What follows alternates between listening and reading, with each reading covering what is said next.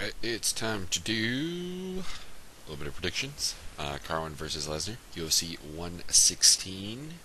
Haven't done a little bit of video in a bit. Been kind of busy. So, thoughts on the Fedor loss.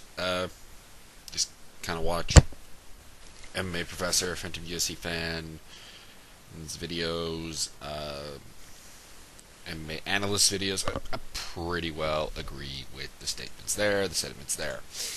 So let's see here. Let's start with the spike card. We got Ricardo Romero, Seth Petruzelli. Romero is an up-and-comer, pretty nice, pretty solid fighter, and never been a big fan of Seth Petruzelli. I think he still fights too much like a karate guy. I think that his takedown defense needs work. His ground game is enough to stagger you, but it's not enough to really do anything. And Romero's got some pretty solid wrestling. So I got to go with Romero via the unanimous decision. Just kind of basically kind of a lay and pray. He's not really a lay and prayer, but that being said, Seth's at the point on the ground where he can pretty well stagnate any ground and pound and stuff from most people. So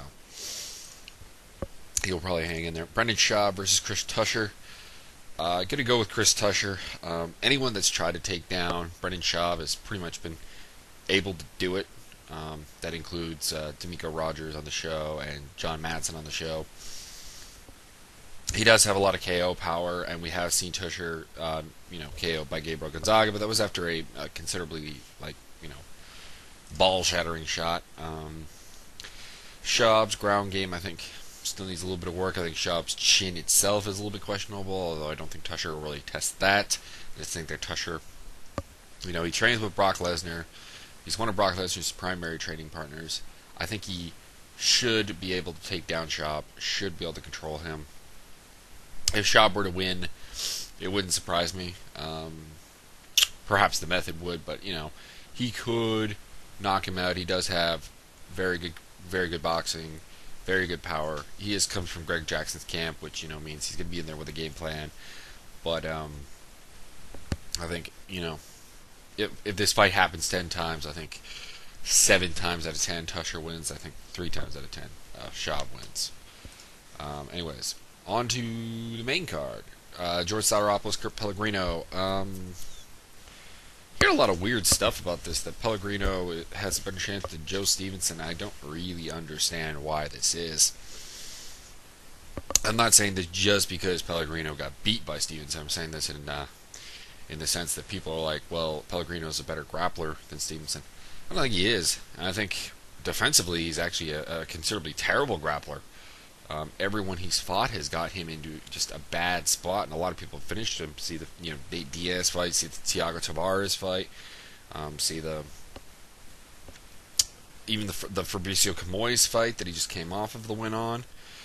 He gets himself into bad positions, and George Saueropoulos is a guy who finishes you when you put yourself in a bad situation. He is an excellent grappler. I think I give him the edge on the feet.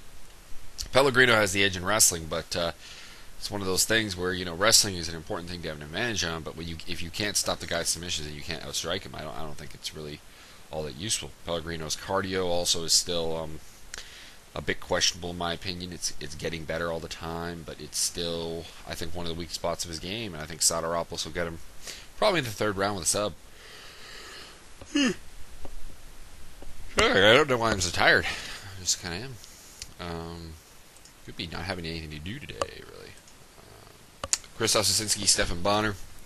This is, of course, a rematch. Izinski winning the first fight via cut via headbutt, so an illegal blow, stopped the fight. We can look at that fight, I think, a lot, and we can have a look at what's going on here. I thought the fight was turning in the way of Bonnar, although Izinski was winning the fight and was probably on his way to a decision win. Personally, I haven't rewatched the fight, but I remember that being my impression at the time. Bonnar, I think, is the better technical striker, although I believe Izinski has the better power, the more explosiveness on the feet. Probably is, I think, a little quicker even. I think he's got the wrestling advantage. I think Bonnar is the better ground guy, but at the same time, he's not really shown an ability to sub guys off his back. See the fights with John Jones, see the fight with Mark Coleman, for examples. I think Izinski has a pretty good chance if he comes in there and he fights kind of the boring fight, the take him down, dry hump him a little bit. Um, it's a legitimate strategy. It's not the most exciting fight to watch, but you know what? I've always been big. Do what gets you the win. First and foremost, if you can win excitingly, that's fine. That being said, I'm gonna go with Bonnar. I think he's taking this fight very, very seriously.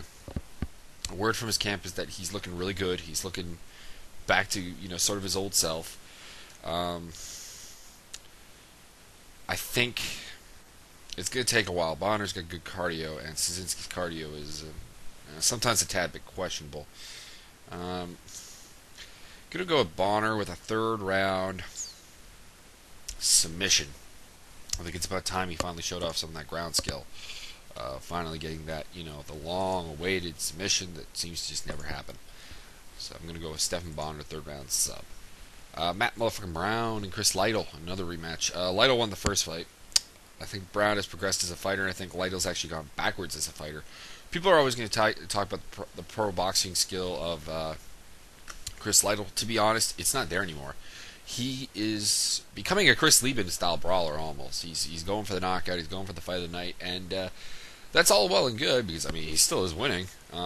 He's still putting up great fights. He's still keeping his job, but I think it makes him a less effective fighter.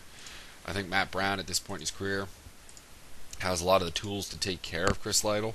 I think his stand-up is better just because of the way that that Chris Lytle likes to fight, and Lytle's dangerous on the ground. Matt Brown's been caught in subs before. That being said, I gotta go with Matt Brown, probably with a unanimous decision. Just going out there and fighting a good fight. Not getting in trouble with Lytle on the ground. Just being able to work combinations on the feet to basically outbox Lytle, and no one's really done that except for probably Marcus Davis, and it's just that Lytle's becoming such a brawler that his his boxing skills still got to be there. It's just he doesn't seem to want to use it. So Matt Brown, unanimous decision. Yoshihiro Akiyama, Chris the Crippler Lieben.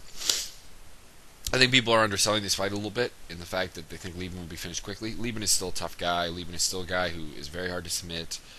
I see this kind of going to decision. I see Akiyama coming out there, being able to trade when he has to with Lieben, take him down when he has to, and just kind of roll with the decision. Jake Rosholt did get him, but I almost think that that fight kind of lulled Lieben into a false sense of security. That kind of thing that where you don't think you're going to get subbed, so you get subbed, comes to mind. But I mean, with Akiyama, he couldn't really do much with Belcher on the ground, and he's not terribly big at 185. I think that's also a bit of a problem.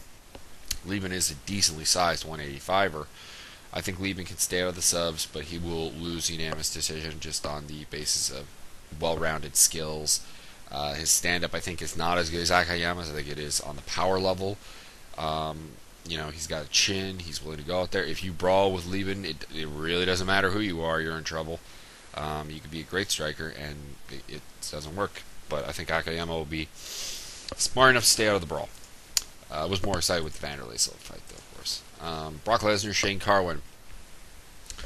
A lot of good points been brought up about this. Lesnar's coming off a 17th-month layoff. That's going to have an effect.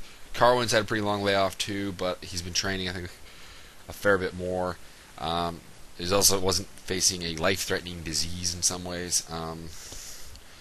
You combine that 17-month layoff with the fact that I think Carwin's taking this fight very seriously. He thinks that he's going to get the best Brock Lesnar, and I think that's how you have to do it. I think that's how you have to approach this fight. You can't assume that ring rust is going to get Lesnar. I don't think you could do that with any opponent. That being said, can Lesnar take Carwin down? Yeah, but I don't really see him finishing him.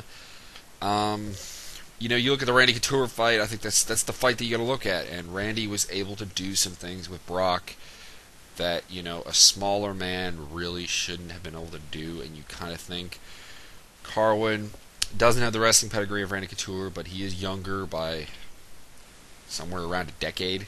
I think he's 35 and 46. I think he's 11 years younger. Could be wrong. Could be a little less. He's a lot bigger. He's around Lesnar's size. If Lesnar can go out there and do basically what he's done against Heath Herring, and I wouldn't say Frank Mir, because Frank Mir is too willing to give up the takedown. He's too willing to go to the ground. That's why I think that fight doesn't have a lot of basis for this one. I think he proves a lot, and that number one ranking is his. But I'm going to go with Carwin with a third round TKO. Lesnar's cardio, to me, is a little questionable. So is Carwin's, because we haven't really seen it. But I think Lesnar's cardio is a little questionable. The ring rust, I think, comes into play. I think the stand-up advantage goes to Carwin. Carwin hits like a Mack truck. Randy Couture did manage to damage Lesnar on the feet. Just a lot of these things point towards a Carwin victory, and that's what I'm going to go with. Undercard picks below.